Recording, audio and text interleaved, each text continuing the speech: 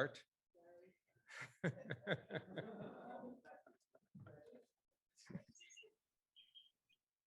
see where I have my.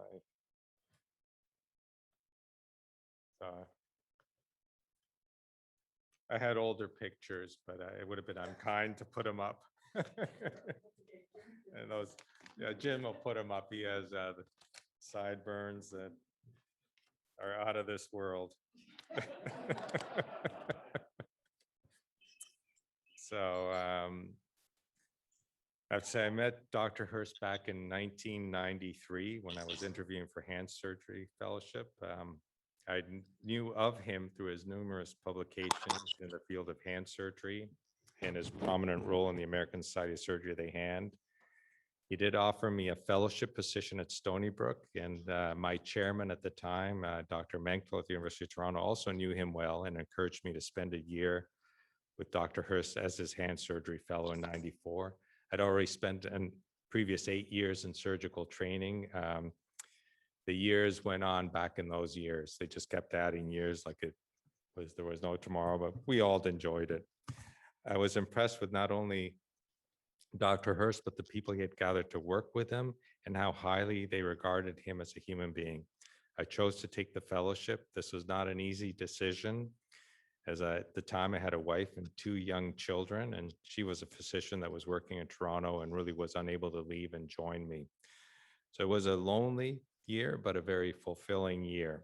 I could not have asked to work for a better mentor. Dr. Hurst was extremely supportive, not only in my educational and research endeavors, but also in my personal life, encouraging me to seek a balance in my life. I remember shortly after my arrival, my car broke down, and Dr. Hurst immediately loaned me his family's second car so I would have a mode of transportation. And I might add, so did subsequently his colleague, Dr. Badalamenti. I still remember that blue Camaro and the white Saab very dearly and fondly. I subsequently returned to the University of Toronto in '95. Dr. Hurst was extremely helpful in those early years, giving me advice and encouragement. In 2000, he asked me to come back to Stony Brook University and work with him in the hand surgery division and be the chief of plastic surgery. They had had 4 good plastic surgeons who had left, so there was really no one. So I came here, as Marie would say, chief of one. Fortunately, the division has grown from one. They were very busy early years. Again, this was not an easy decision, but having known Dr. Hurst for so many years, I knew this was a tremendous opportunity. I moved down with my family in November of 2000 and have not looked back. Dr. Hurst was born and grew up in Lenox, Massachusetts, where early in his life, a sense of responsibility, social conscience, and hard work were instilled in him. He graduated from the University of Vermont Medical School. He did a surgical internship at the University of Utah and completed his residency in orthopedic surgery at the University of North Carolina at Chapel Hill.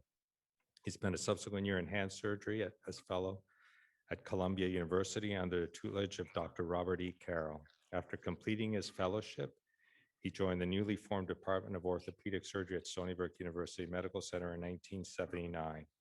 Despite numerous offers over the years, he remained at Stony Brook University, working on fulfilling his vision of creating a first-class orthopedic department in general and a world-class hand surgery division in particular. He has steadily worked towards his goal for the past 40 years. He became chairman of the Department of Orthopedic Surgery in '94. As chairman, he has built a strong and stable Department of Orthopedic Surgery, ranked in the top 50 in the United States, according to US News and World Report, and with an excellent residency program in where he has trained over 200 residents. Dr. Hurst was recipient of the most prestigious award in hand surgery, the Stony Burnell Hand Surgery Fellowship in 1987. This afforded him the opportunity to travel the world and visit some of the foremost hand surgeons and researchers of the day who were working on Dupuytren's disease. His interest in Dupuytren's disease commenced early in his career while working at the Northport VA hospital. He saw many veterans affected by this disabling hand condition, which would cause progressive permanent contracture of the digits, leading to severe loss of function of the hand. At the time, surgery was the only treatment, which was not always successful and usually required a prolonged course of hand therapy for recuperation. Through his hard work and perseverance over decades, together with his colleague, Dr. Badalamenti, they developed an injectable enzyme, collagenase, that has revolutionized the treatment of this condition, which affects millions of people worldwide. I know of no other surgeon that has developed a medical cure to a surgical disease, and I hope that not too many surgeons do, otherwise it'll put us out of business.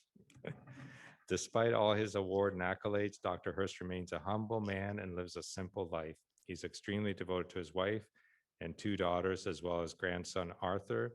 He leads by example, always taking care of his team's interest above his own.